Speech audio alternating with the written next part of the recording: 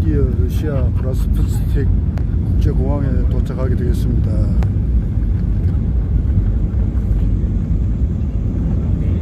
비행기장 있네. 우와, 이게 딱이다. 이야, 장비니까, 아이고.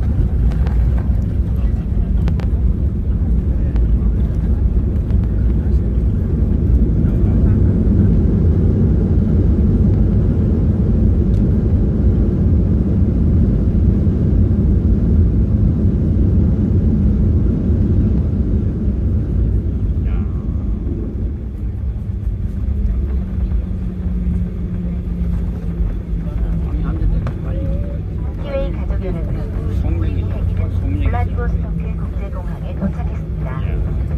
극동 러시아의 관문 블라디보스토크에 오신 것을 환영합니다. 지금 이곳 시간은 오전 11시 15분입니다. 비행기가 완전히 멈춘 후 좌석 벨트 표시등이 꺼질 때까지 자리에 앉아 계시기 바랍니다.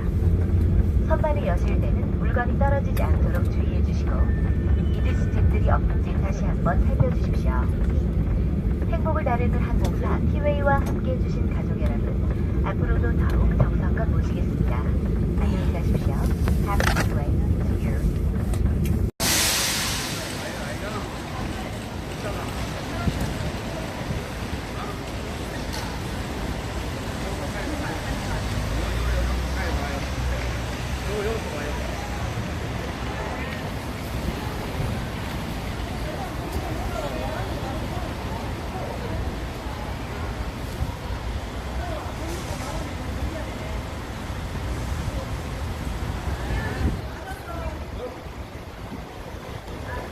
누구의 명을 받고 이렇게 인터뷰로 보면 암살한 거냐? 이렇게 물어보게 됩니다.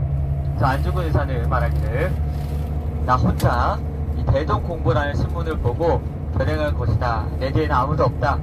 나 혼자 독단적으로 이렇게 한 것이다. 이렇게 얘기하게 됩니다. 네, 이렇게 하면서 이제 안중근 의사는 1910년 2월 14일 사형 선고를 받으시고 3월 26일 날 이제 중국 미순 감옥에서 순국하시게 되시는데 사실 이 안중근 의사의 배우가 있었습니다.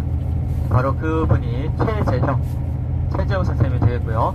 안중근 의사가 이제 하얼빈 의거를 하기 전에 원래 안중근 의사는 여기 연해주에서 동의회로 활동을 하시고 또 대동공보사 연추지역 기자로서 특파원으로서도 이렇게 활동을 하셨는데 그 대동공보 신문사 사장이 최재형이었고 또 동의회 수장이 바로 최재형 선생님이었습니다. 자, 최재형 선생님은 이제 언제 이제 러시아로 오신 분이냐면 1863년부터 함경북도에서 이제 한인분들이 넘어오기 시작하시는데 1869년에 최재형 선생님도 노비였던 아버지의 손을 잡고 여기 러시아 연해주로 넘어오시게 됩니다. 그래서 넘어와서 한 2년 뒤에 가출을 합니다. 10살의 나이에 넘어와서 12살의 나이에 가출을 하는데 걸어서 이제 그 당시에 가장 큰 항구였던 포시에트 항구라는 곳으로 가다가 잠이 듭니다. 배고파서 힘들어서 잠이 드는데 그런 최재형 선생님을 깨운 사람이 있었으니 바로 피오트르 세메노비치라고 하는 러시아 선장이 이제 최재형 선생님을 깨워서 집으로 데려갑니다. 집에 들어가서 보니까 이제 최재형 선생님이 이제 뭐 시키고 뭐 밥도 먹이고 얘기도 해보니까 너무 마음에 드는 거예요.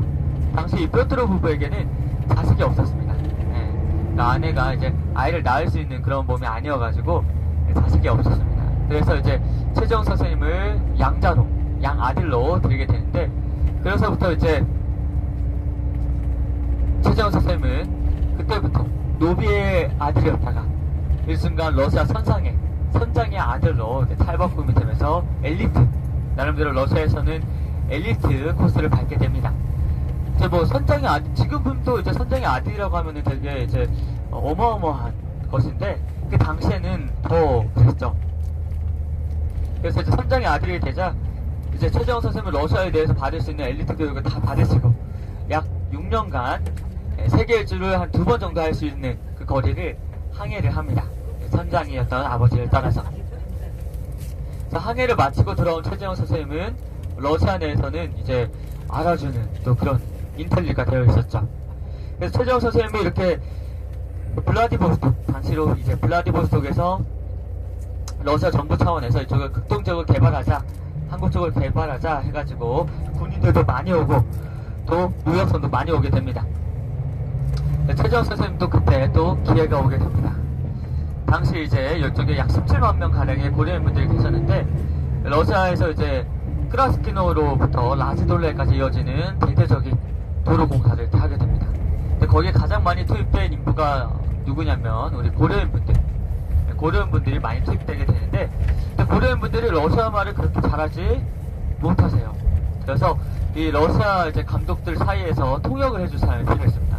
그 일을 누가 하게 됐냐면 최재형 선생님은 뭐 러시아 말도 잘하고 원래 이제 한국인이었다 보니까 한국말도 잘하고 그러다 보니까 러시아인 사이에서 이제 감독을 하면서 이제 통역도 하고 이렇게 하게 되는데, 그래서 이 공사가 지금도 그 도로가 이용될 만큼 아주 잘 됩니다. 그래서 1891년에 이제 니콜라이 황제 대관식 때 최재형 선생님이 이제 초대를 받게 됩니다. 초대를 받아서 이제 직접 뭐 나라의 훈장도 받으시고 또 황제가 주는 의복, 의복도 이렇게 선물로 받는 등 많은 이제 나라에서도 알아주는 그런 존재가 되었죠. 그래서 최재형 선생님은 이제 그 후에 이제 30대 이제 도헌이라고 하는 지금으로 치면 이제 군수, 우리나라로 치면 군수 같은 그런 러시아에서 나란히 하는 사람이 되는데, 땅 크기를 본다면 이제 군수가 여기서 우리나라 뭐 도지사급이죠. 도지사급. 땅이 워낙 크니까. 그래서 그렇게 나란히 하면서 이제 어떤 일도 하시게 되냐면, 이제 고려인 분들이 이제 그렇게 넉넉한 삶을 살지 못했어요. 그 당시에도 잘 먹고 잘 살다 넘어왔는데 이제 언어도 잘 안 통하고 러시아의 그런 차별도 있고 하다 보니까 넉넉한 삶을 살지 못해서 최재형 선생님이 이 고려인 분들을 데리고 사업을 하시기 시작합니다. 대표적으로 어떤 사업을 하시냐면 군납업을 하시는데, 이미 뭐 최재형 선생님은 러시아 장교들하고도 친분이 있었기 때문에 이제 알고 있는 친분이 있는 러시아 장교들을 통해서 군납업을 시작하십니다. 그 당시 러시아 노동자들 하루 일당이 얼마냐면 뭐 18루블, 한 3,000원, 뭐 한 달로 치면은 뭐 9만원, 연봉으로 치면은 뭐 한 100만, 연봉 한 100만원 정도 이렇게 되는데, 최재형 선생님의 연봉은 한 얼마 정도 되셨냐면 약 100억대 100억대 자산 가셨다고 합니다. 그래서 그 당시 돈은 지금 이제 시가를 얼추 치면 한 100억대 100억대 자산 가셨어요. 그러다 보니까 이제 최재형 선생님은 이제 어마어마한 이제 부를 축적하시게 되시죠.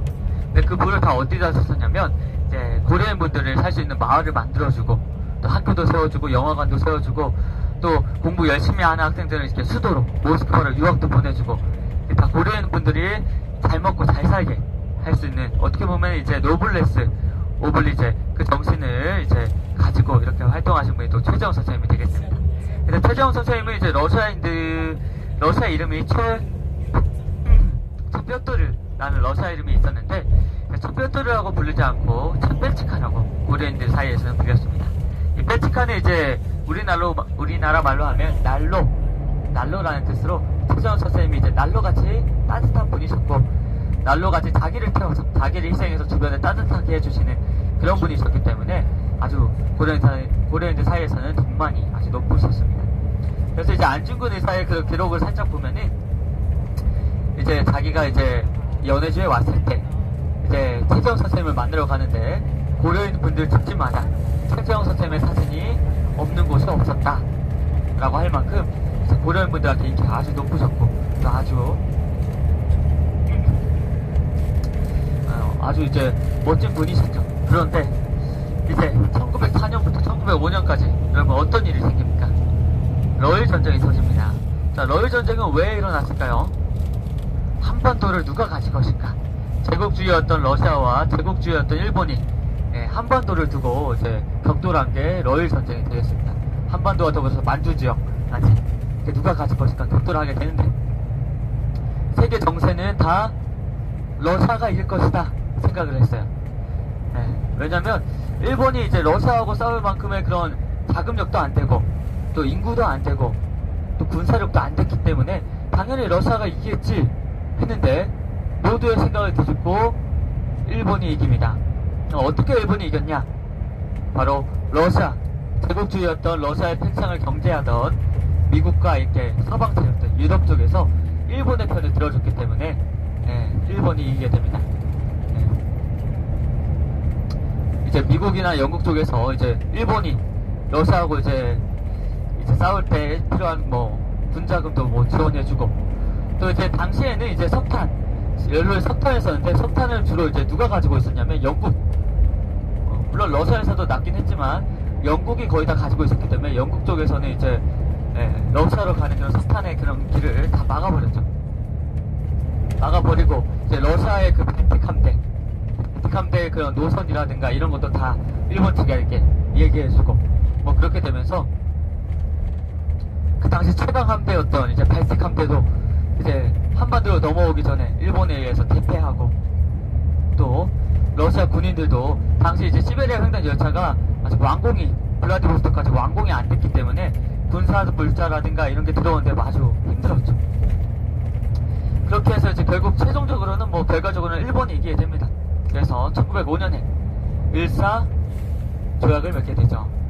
자, 근데 이제 나라와 나라 간의 이제 조약에는 누구의 도장이 있어야 되냐면 그 나라를 대표하는 사람의 도장이 있어야 되는데, 일사하면 또 누가 있습니까? 일사 오적이 있죠. 네, 일사 조약에는 이제 고종 황제, 당시는 광무 개혁을 했기 때문에 광무 황제의 도장이 아니라 일사 오적의 도장이 찍혀 있었다고 합니다. 그래서 이거는 일본에 의해서 강제로 체결된 조약이니 일사 늑약이라고 하는 게 맞게 되고요. 일사 늑약이 이루어지고 그로부터 5년 뒤 한일 합병이 이루어집니다. 1910년. 그렇게 되자 이제 많은 독립운동가분들이 또 항일 운동을 하시는 이제 의병들이 다 연해지로 넘어오게 되는데, 누구를 찾아갔냐면 최재원 선생님을 찾아가게 됩니다. 최재원 선생님이 이제 독립운동 한다고 해서 이렇게 온 사람들을 보니까 총도 뭐 일본 애들이 쓰다 버린 총 같은 거, 혹은 구식총 뭐 이런 거를 쓰고 있고, 뭐 군복도 없고 하니까 최재원 선생님이 당시로 치면 거의 뭐 10억에 가까운 돈을 투자하셔가지고 총도 다 러시아식 최신식 모신 소총으로 다 바꿔주고, 군복도 다 맞춰주고, 군자금도 대주고, 이렇게 하면서 독립운동의 판도가 바뀌게 됩니다.